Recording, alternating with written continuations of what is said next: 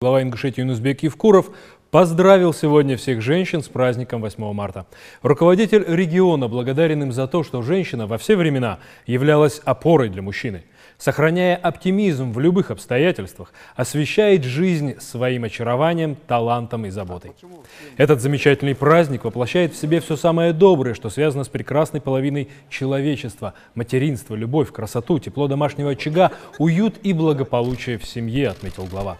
Также Юнусбек Евкуров вместе с участниками всероссийской акции «Вахты Героев Отечества» возложил цветы к памятнику на аллее Матери в Магасе, на котором высечены слова «Рай находится под ногами матери». Этот монумент символизирует семью, на Кавказе традиционно многодетную, домашний очаг и материнскую любовь. Пускай и в этот день, и все другие дни вас любит и лелеет и муж, и брат, и сын. Пусть рядом с вами век, все счастливы они, во славе больше всех заоблачных вершин. Пусть ваша красота и чистых душ сияние вас бережет всегда от бед и от ненастья.